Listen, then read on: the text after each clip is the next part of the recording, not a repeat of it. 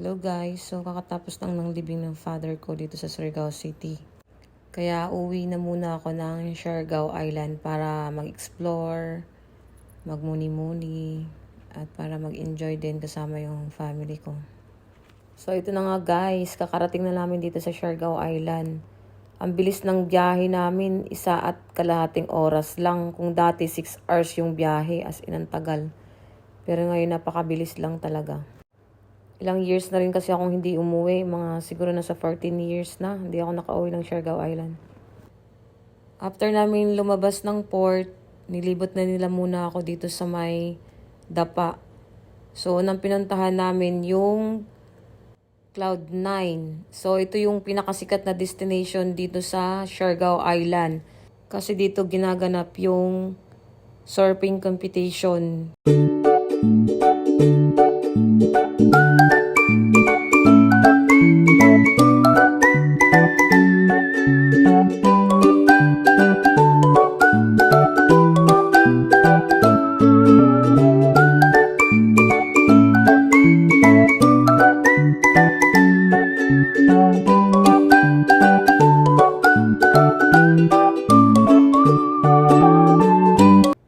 Kinabukasan, pumunta kami ng Pulu Island. So, sumakay kami dyan ng maliit na bangka papunta dun. So, mga around 30 minutes ang biyahe. So, dati daw guys, ang ganda ng lugar na to. As in, dinadayo to lagi ng mga turista kasi dito yung may mga rides katulad ng mga banana boat.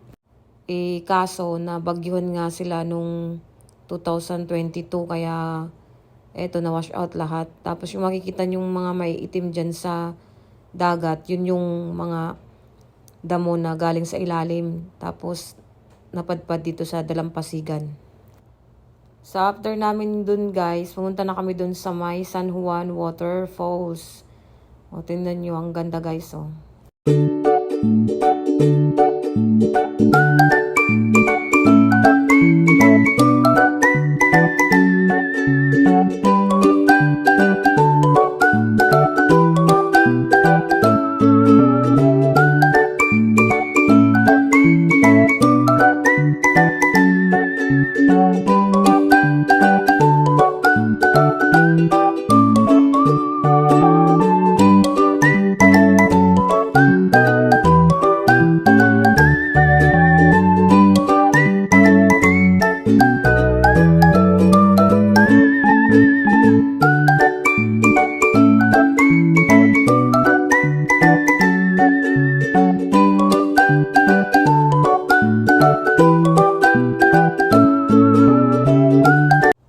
Sunod namin pinuntahan guys ay ang Tangbo. So maraming foreigner dito guys na nagsusurfing. Halos araw-araw marami kang makikitang foreigner dito. Tapos nagbibilad sila sa araw.